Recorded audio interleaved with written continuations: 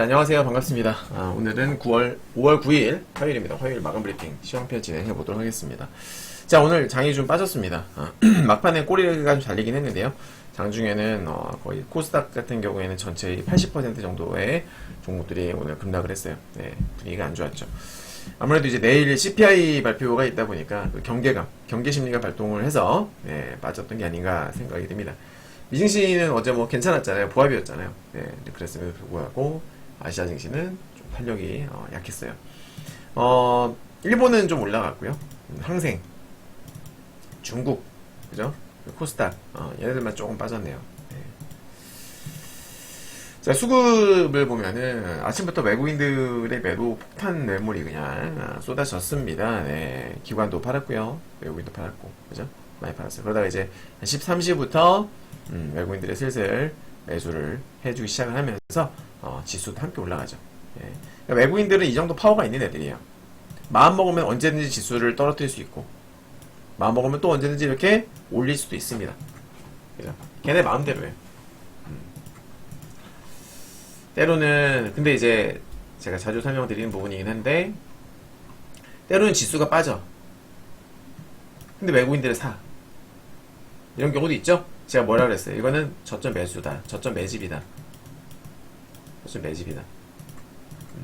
현자가창을 놓고 봤을 때에 현자가창에서 이렇게 깔아놓고, 그러니까 올려서 잡으면 여기 이게 매도호가잖아요. 매도호가, 이건 매수호가. 매수호가고 이건 매도호가란 말이에요. 매도호가에 있는 물량들을 올려서 공격적으로 추격 매수를 하게 되면은 외국인 매수세도 올라가고 매수도 올라가고 지수도 올라가요. 근데 반대로 매수를 안 하는 거야. 안 하고 어떻게 해요? 깔아놓고 사기. 여기다 매수가에다 그냥 깔아놔요. 그러면은 주가 올라요, 안 올라요? 안 올라요. 지수 내지는 주가를 올리는 주체는 외국인 아니면 기관이거든요. 근데 지수 같은 경우는 주로 외국인들이죠. 기관은 지수 못 올려요. 외국인 정도의 그 압도적인 자금력이 돼야지 지수를 들었다 놨다 할 수 있는 거지. 기관들은 다 각계 전투기 때문에 결국 그렇죠? 한마음 한뜻으로 못 움직인단 말이에요. 우리 기관들은. 그에 반해 외국인들은 자산 규모가, 운용 규모가 워낙 크잖아요. 네. 글로벌 펀드로 움직이기 때문에 우리나라 그냥 각각 그 운용사들과는 비교가 안 되죠. 그래서 외국인이 우리 지수를 들었다 놨다 하는 겁니다. 여튼 외국인들이 깔아놓으면은 어떻게 됩니까? 주가가 올라가지 않으니까 답답함을 느끼는 개인들이 팔죠. 그죠? 밑으로 팔아요. 파는 개인들이 많아져. 그러면 어떻게 돼? 외국인들 매수는 늘어납니다. 근데 지수는 어떻게 떨어지는 거예요. 그런 현상이 나타나는 거죠. 네. 오늘 같은 경우에는 외국인들이 막판에 공격적으로 매수했다라는 것을 알 수 있는 부분이다.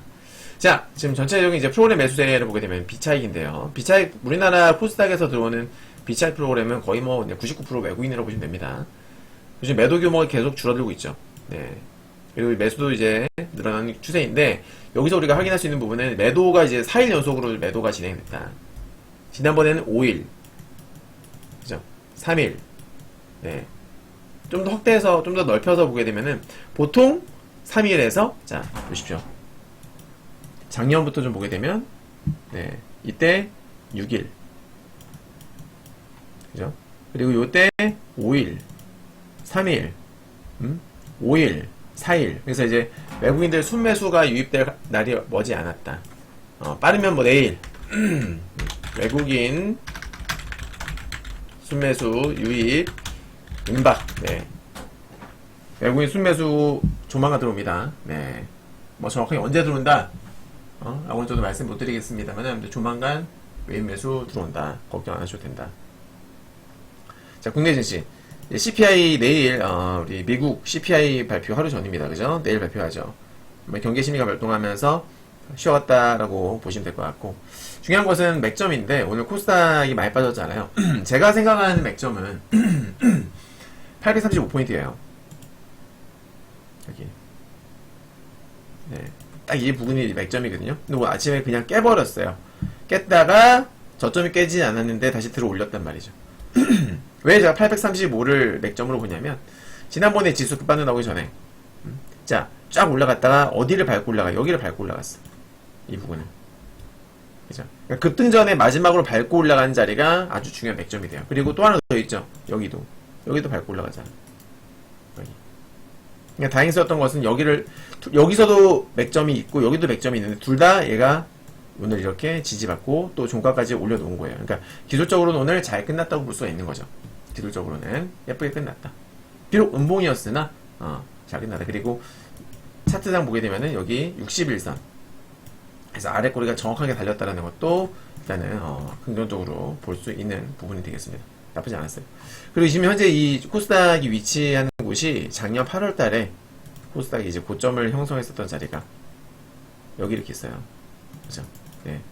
그리고 그게 더 나아가서 보시면은 이렇게 여기도 2022년도 초에 급락하자마자 지지받았던 자리 그리고 5월 달에도 지지받았던 자리 강력한 지지라인 때죠.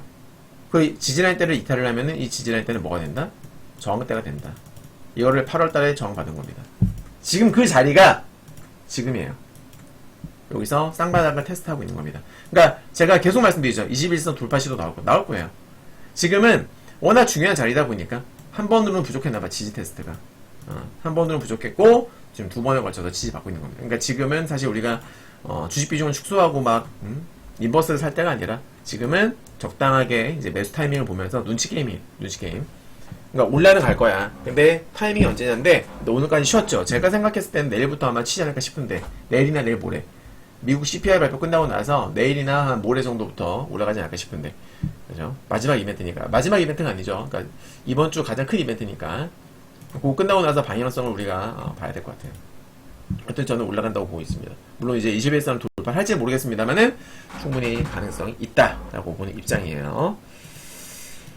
근데 지지를 받을 자리에서 지지 받았습니다. 네. 자, 그리고 미증시. 미증시가 어제도 이쁘게 마감을 했는데, 제가 항상 말씀드려요. 일봉만 보면 안 되고요. 네, 분봉을 같이 봐야 되는데, 분봉을 보게 되면, 분봉이 이렇게 썩 예쁘지가 않아요, 여러분. 분봉이 어떤 모양새냐면, 자, 분봉이 보면은, 얘네들이 어떤 상태냐.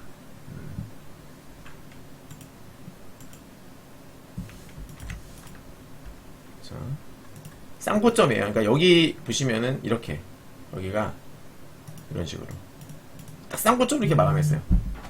이런 식으로. 네. 오케이? 이렇게 마감을 한 거예요. 안 예쁘죠? 그죠? 그러니까 이게 만약에 뭐 여기 전고점에서 저항을 받고서 지지를 받으면서 마감해서 모르겠는데 딱 그냥 올라간 상태에서 마감했어요. 이렇게 되면 이제 보통 다음날 차익 매물이 쏟아지거나 아침부터 그죠? 혹은 뭐 개파락으로 출발하거나 아니면 호재가 나왔을 경우에는 아예 그냥 갭상승하거나 그죠? 근데 호재가 나오지 않는 이상 장 초반에는 약세 흐름으로 전개될 가능성이 매우 높은 패턴이죠. 그러니까 일봉은 너무 좋아 보이지. 네, 분봉이 좋지가 못하다. 오케이? 분봉이 썩 그렇게 예쁜 자리가 아니다라는 거 그거를 이렇게 말씀드립니다. 분봉이 썩 그냥 구렸어요. 분봉이. 그래서 오늘 장 초반에는 자 여기 써놨습니다. 장 초반 약세 흐름이 나올 수 있다. 개파락으로 하거나 내지는 보합 출발하고 나서 빠질 수 있다. 네. 다만 이제 관건은 뭐냐면 장 초반에 하락폭이 얼마나 뭐 깊으냐 얕으냐 그게 이제 관건이 될 거예요. 당연히 얕은 게 좋죠. 그죠? 하락폭은 당연히 얕은 게 좋아요. 네, 그래서 제가 생각했을 때의 오늘 장 초반 하락폭이 만약에 한 0.2% 정도? 네, 마이너스의 0.2% 전후로 딱 끊어준다라면 이건 베스트예요. 네, 아주 좋은 거죠. 네. 그보다 깊어졌다. 그러니까 빠졌다가 막 빨리, 그러니까 0.2%보다 더 빠진다고 하더라도 빨리 올라오면 괜찮거든요. 빨리 올라오면. 네, 네 이제 0.2%, 0.4%, 0.5% 점점 깊어지면은 초반에는 조금 오늘 재미없는 흐름이 나올 수 있어요. 아무튼 지금 미증시는 쉽게 말해서 과열입니다. 네. 과열이에요. 일봉상으로도 과열이고, 네, 지금 미증시는 나스닥은 일봉, 분봉 모두 과열입니다. 네. 일봉으로도 과열권, 그리고 분봉으로도 과열권. 즉 이대로 다이렉트로 추가 급등을 기대하기에는 조금 무리가 있다. 네, 그러니까 쉬어갈 수 있다라는 거죠. 마침 CPI 발표를 앞두고 있기 때문에, 네, 앞두고 있기 때문에 지금은 드라마틱한 어떤 급등 그런 것들을 기대하기 힘들다. 알겠죠, 여러분들? 결론. 국장과 미장 둘 다 추가 상승은 나올 것이다. 저는 그렇게 보고 있습니다. 가능성 매우 높다. 그러니까 CPI 발표 후에 설사 빠진다 하더라도 결국 다시 올라갈 가능성이 높다. 결국 추세가 그래요, 추세가. 추세가 너무 좋거든요. 그러니까 지금 나스닥만 봤을 때는 얘가 박스권인데, 이런 박스야, 박스. 이렇게. 올라갔다 빠졌다 올라갔다 빠졌다 이렇게 박스인데요. 설사 빠진다 하더라도 다시 재차 상승 파동 나올 가능성이 매우 높다고 보고 있습니다, 저는. 그러니까 크게 걱정은 안 해요. 국장도 제가 말씀드렸죠. 그러니까 코스닥 지수는 21선 돌파, 나스닥 지수는 20월선 돌파 가능성이 높다라고 좀 보고 있어요.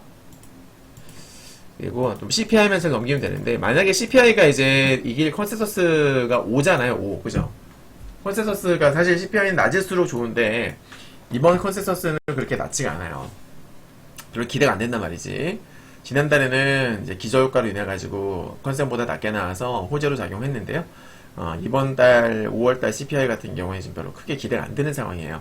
네. 근데 주가는 올라왔단 말이야. 그래서 지금 이제 조금 두려운 거죠. 만약에, 그러니까 지금 제가 말씀드렸습니다만은 파월이 뭐 여러 연준 위원들도 마찬가지예요. 물가 아직 높잖아요. 네. 그러니까 인플레 지표인 CPI와 PCE가 많이 떨어졌지만, 작년 뒤에 많이 떨어졌지만, 그래도 여전히 높다 말이에요. 더 떨어져야 돼요.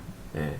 그리고 금리 동결로 못 막지 않았죠. 앞으로도 지표 보면서 결정하겠다고 말을 했기 때문에, 금리가 만약에 예상보다 높게 CPI라든지 이런 것들이, 이런 지표들이 예상보다 높게 나온다라든지 하게 되면 그런 것들은 시장에 큰 악재로 작용할 수 있다. 근데 만약에 그럼에도 불구하고, 네, 미증시가 내일 수치가 시장이 부정적으로 나온다라는 것은 수치가 높게 나오는 거죠, CPI가.